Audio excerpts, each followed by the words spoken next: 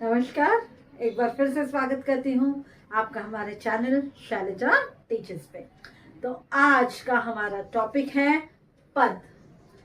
Second topic है, second chapter है आपके स्पर्श का। तो अब पद में भी हम मीराबाई के पद हैं। तो पहला पद है, हरि आप हरो जन री भीर, द्रौपदी री लाज राखियो आप बढ़ायो चीर, भगत कारण रूप नरहरि धरियो आप शरीर, बूढ़ तो गजराज राखियो काटि कुंजर पीर, दास मीरा लाल गिरधर हरो मारी भीर। देखिए, मीराबाई जी जो है उनके लैंग्वेज में ज्यादातर राजस्थानी टच आपको मिलेगा, क्योंकि वो स्वयं राजस्थान से थी। वो भक्ति काल की एक महान कवियत्री हैं, बहुत बड़ी संत है। तो अब जो है आगे हम इसका मीनिंग देखेंगे। द्रौपदी के बारे में भी उन्होंने इसमें बताया है। उन्होंने जो आगे आगे बताया वो मैं बताती हूँ आपको। फर्स्ट जो है वो कृष्ण भक्त थी, महान कृष्ण भक्त थी, ये हम सब जानते हैं। तो हरि आप हरो जनरी भीड़, वो श्री कृष्ण से कह रही हैं आप जनरी भीड़ यानी जनता की, लोगों की तकलीफ को दूर करें। वो श्री कृष्ण से रिक्वेस्ट कर रही हैं कि आप जो है लोगों की तकलीफ को, जनता की भीड़ अर्थात डर को, तकलीफ को आप दूर करें। तो यहाँ पे देखिए 3 स्टोरीज है। पहला द्रौपदी वाली स्टोरी, दूसरा प्रहलाद जी की स्टोरी, और तीसरा जो है वो हाथी की स्टोरी।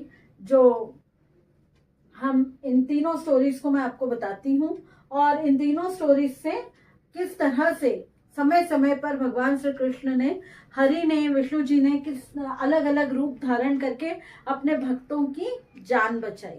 अलग अलग रूप धारण करके जब उन्होंने भक्तों की जान बचाई, तो मीराबाई उन्हीं एग्जाम्पल्स को देते हुए कह रही हैं, जिस तरह आपने तब भक्तों की जान बचाई, आप अब भी मेरी तकलीफ को और लोगों की तकलीफ को उसी तरह दूर करें।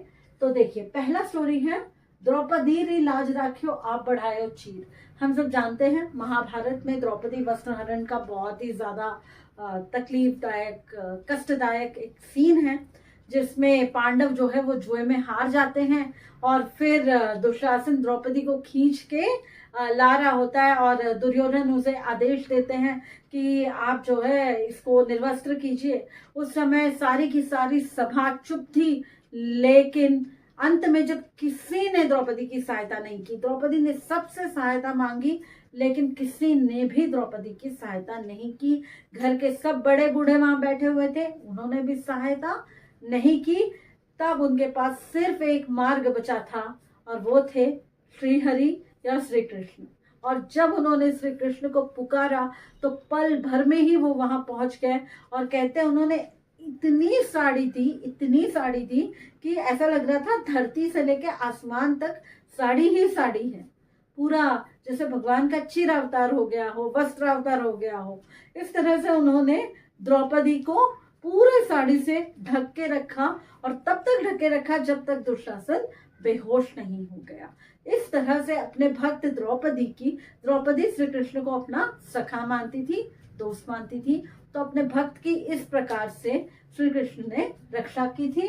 तो यहाँ पे मीराबाई कहती है, जिस तरह आपने द्रौपदी की लाज रखी, चीर बढ़ाकर, वस्त्र बढ़ाकर, बिल्कुल सही समय पे उन्हें अपने वस्त्र दिया, ठीक उसी प्रकार आपको बाकी लोगों की, पूरी जनता की रक्षा करनी है। आपको बाकी लोगों की भी तकलीफ को दूर करनी है। दूसरा एग्जाम्पल है भक्त प्रहलाद का। हम सब जानते हैं हिरण्यकश्यप एक बहुत बड़ा अत्याचारी राक्षस था, जिसने वरदान प्राप्त किया था। वरदान बड़ा ही अजीब सा था, ऑलमोस्ट अमरता का वरदान था कि ना मैं दिन में मरूं, ना मैं रात में मरूं, ना मैं घर के अंदर मरूं, ना मैं बाहर मरूं, ना इंसान से मरूं, ना जानवर से मरूं, ना धरती के ऊपर मरूं, मैं धरती पे मरूं, ना आसमान पे मरूं। इस तरह का बहुत सारा कॉम्बिनेशन करके उन्होंने ब्रह्मा जी की तपस्या करके उनसे वरदान मांगा था, और उनको मारना ऑलमोस्ट बहुत मुश्किल था। लेकिन उस समय उन्हीं के बेटे प्रहलाद जी जो हैं वो महाहरि भक्त थे, महाविष्णु भक्त थे, और उन काफी मारने के प्रयासों के बाद भी उन्हें हरि हमेशा बचाते रहते थे। तो मीराबाई उनसे रिक्वेस्ट कर रही है, जब प्रहलाद जी पर अंतिम हमला हिरण्यकश्यप ने अपना गदा उठाकर किया और कहा कि कहाँ है तेरा श्रीहरि, दिखा, तो कहते हैं खंबे को फाड़ कर श्रीहरि जो है नरसिंह अवतार में प्रकट हुए थे। नरसिंह अवतार आधा नर और आधा सिंह, चेहरा सिंह का, नाखून सिंह के, शरीर मनुष्य का, बड़ा ही उग्र अवतार माना जाता है ये। और नरसिंह अवतार में उन्होंने हिरण्यकश्यप को चीर दिया था। ठीक घर के देहरी के ऊपर उन्होंने अपने जांघों के ऊपर हिरण्यकश्यप को रखकर चीर दिया था। ना सुबह थी ना शाम था, ना सुबह थी ना रात था, बिल्कुल शाम का समय था। उस समय जो है ना वो घर के अंदर थे ना वो बाहर थे, क्योंकि वो देहरी पे थे। तीसरा, वो ना आसमान में थे ना धरती पे थे, उनकी जांघों पर थे, ना उनके पास अस्त्र थे ना शस्त्र थे, नाखून थे।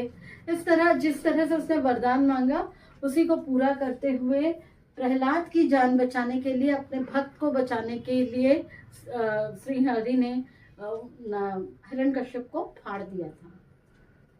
अब उसी तरह मीरा जी यहाँ पे कह रही हैं कि आप जो है श्री कृष्ण श्री हरि, आप इसी जिस तरह आपने अपने भक्त प्रहलाद की रक्षा की उसी तरह आप बाकियों की भी रक्षा करें और जनता की तकलीफ को दूर करें, उनकी जो भी परेशानियां हैं और उन्हें जो तकलीफ हो रही है, उन्हें जो भय आदि प्राप्त हो रहा है, किसी भी विषय से वो डर रहे हैं, तो आप उस तकलीफ को दूर करें। नेक्स्ट तीसरी स्टोरी है, बूढ़ तो गजराज राख्यो काटी कुंजर पी। कहते हैं एक हाथी था जो अपने साथियों के साथ पानी पीने आया था एक तालाब पे, और वहां पे एक मगरमच्छ ने उसे अंदर खींच लिया था। उसके सभी साथी हार के थक के वापस जा रहे थे, लेकिन कोई भी बहुत पुकारने पर, बहुत छटपटाने पर भी उसकी सहायता करने कोई नहीं आया।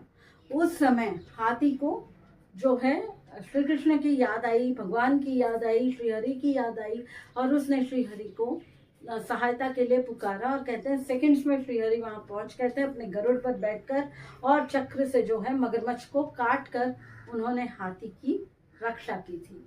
इस तरह से इन्हीं तीनों एग्जाम्पल्स को देते हुए मीराबाई कह रही हैं कि हे हरि, आप अपने लोगों के कष्टों को दूर करें। जिस तरह आपने द्रौपदी की लाज रखी, आपको एग्जाम में ये सारे स्टोरीज लिखने की जरूरत नहीं है।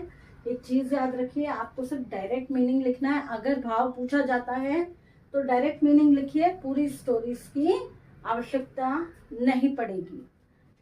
आपको ये लिखना है, द्रौपदी की लाज आपने चीर बढ़ाकर रखी, आपने नरहरि का रूप धारण करके प्रहलाद की जान बचाई, आपने डूबते हुए गजराज को, मगरमच्छ को मार कर आपने डूबते हुए गजराज को बचाया। जिस तरह आपने अपने इन भक्तों की रक्षा की, ठीक उसी प्रकार आप जो है बाकियों की भी रक्षा करें। अंतिम लाइन में मीरा जी कह रही है, दासी मीरा लाल गिरधर हरो महारी भी, अर्थात मैं भी आपकी दासी हूँ, आपकी भक्त हूँ, इसलिए मेरे तकलीफ को भी हे गिरधारी, गिरधारी क्योंकि गिरिराज पर्वत को धारण किया था अपने उंगली में 7 दिन 7 रात, तो इसीलिए उन्हें गिरिधर भी कहा जाता है। तो गिरिधर से वो रिक्वेस्ट कर रही हैं, कह रही हैं कि आप जो है मेरे भी तकलीफ को, मेरी परेशानियों को, मेरे डर को दूर करें।